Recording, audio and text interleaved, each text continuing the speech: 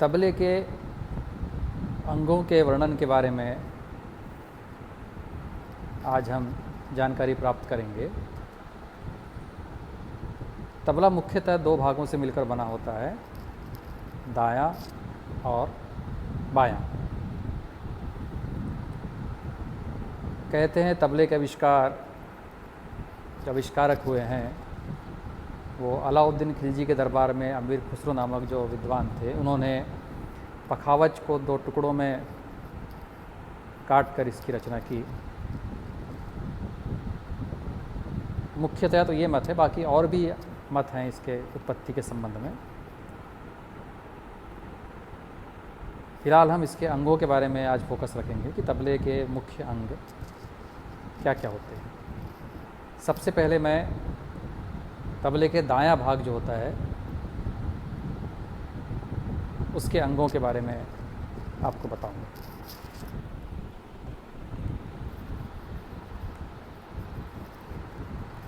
ये हिस्सा कहलाता है तबले का दायां हिस्सा, इसको दायां भी बोलते हैं। यह लकड़ी का इसका बेस होता है, लकड़ी में बना हुआ होता है।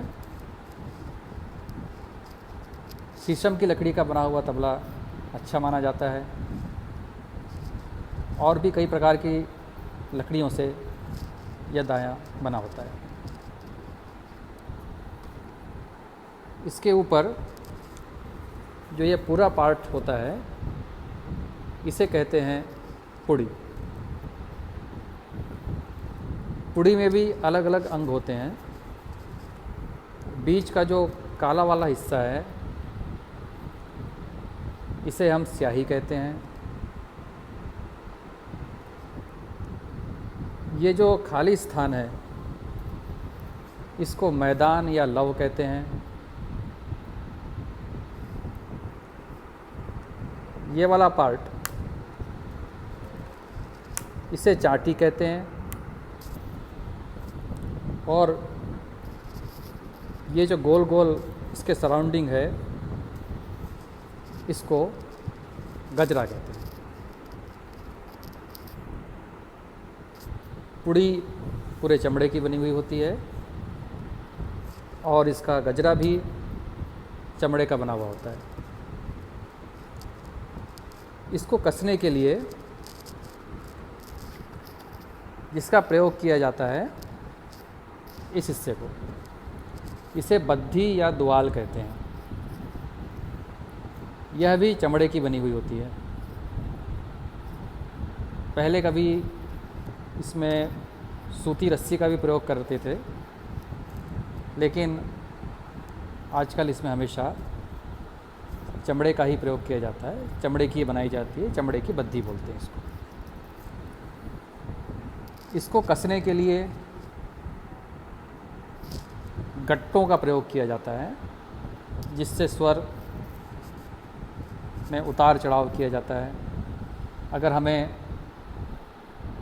स्वर चढ़ाना हो तो गट्टे को नीचे ठोका जाता है, और अगर स्वर को उतारना हो तो गट्टे को ऊपर की तरफ किया जाता है।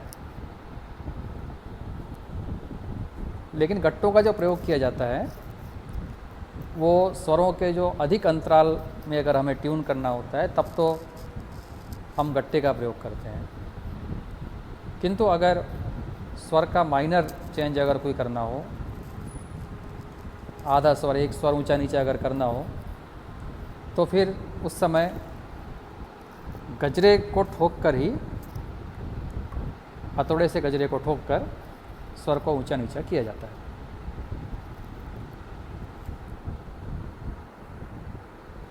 ये तो इसका मुख्य पार्ट हुआ।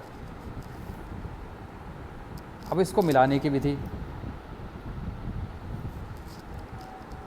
गायक या वादक जिस स्वर में अपनी प्रस्तुति करता है, जिस आधार को, जिस सा को आधार मानकर प्रस्तुत करता है, उस सा से हम तबले को मिलाते हैं। कई बार ऐसा होता है कि तबले की जो रेंज होती है, या हमारे पास ज़्यादा तबले उपलब्ध नहीं होते हैं।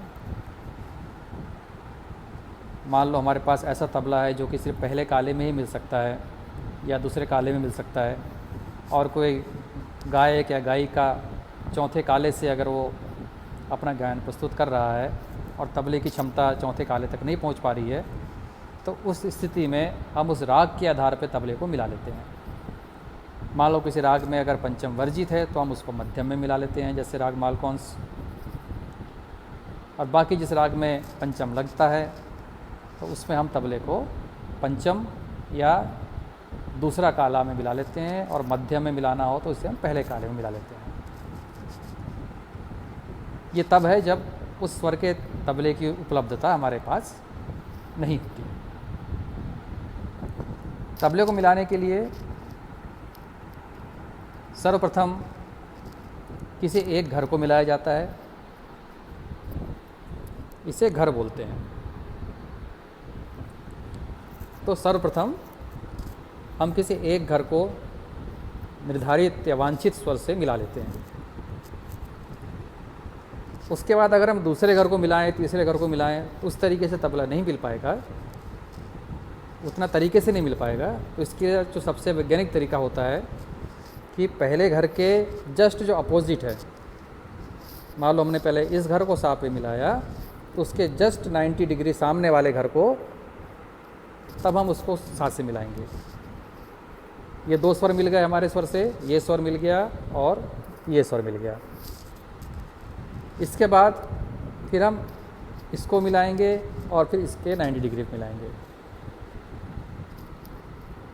प्लस का साइन समझने के लिए हम समझ सकते हैं, जैसा प्लस का साइन है उस तरीके से सबसे पहले हम तबले को मिलाएंगे, ऐसे ऐसे और उसके बाद ऐसे और ऐसे। इस तरीके से 4 घर को सबसे पहले मिलाएंगे। जब हमारे चारों घर मिल जाएंगे तब उसके बाद फिर प्रत्येक घर को बारीकी से मिलाते हुए पूरे तबले को हम मिलाएंगे। यह विशेष ध्यान रखने वाली बात है कि शुरू में ही हम एक एक घर को इस तरह से ना मिलाएं, पहले प्लस की साइन में तबले को मिलाएं और उसके बाद में एक एक घर को मिलाएं। इस तरीके से तबला ये मिलता है। ये तो हुआ दाएं अंग का परिचय। अब मैं बताता हूँ तबले के बाएं अंग का परिचय। ये तबले का बायां अंग है, जिसे हम डग्गा भी कहते हैं। इसके भी मुख्यतः वही अंग हैं, जैसे ये पूरा अंग कहला गया पुड़ी, यह हिस्सा कहलाया स्याही। यहाँ बस एक विशेष अंतर स्याही के लगाने में यह होता है कि दायां में स्याही बीचों बीच लगाई जाती है और तबले के बाएं अंग में स्याही थोड़ा एक साइड हटके होती है, एकदम सेंटर में इसको नहीं लगाते हैं। वही ये चाटी, ये गजरा और ये बद्धी या द्वाल। इसमें देखिए आप सूती रस्सी लगी हुई है, सूती डोर लगी हुई है। इसके स्थान पर चमड़े का भी प्रयोग किया जाता है, जैसे दायमी किया जाता है। तो इसमें भी चमड़े की बद्धी हम लगाते हैं। ज़्यादा चमड़े की बद्धी मिलती है, लेकिन इसमें सूती भी रस्सी मिल सकती है। इसका जो बेस होता है, जिसके अंदर ये पुड़ी को हम लगाते हैं, यह धातु का भी बना होता है और धातु में कॉपर या तांबा, पीतल और निकल, तीनों धातु के इसके तबले जो दाएं होते हैं, इसका जो बेस वो पाया जाता है। पहले के समय में मिट्टी के भी तबले बनते थे। ये चीज़ दायां हिस्सा जो होता था पहले मिट्टी का भी बनता था।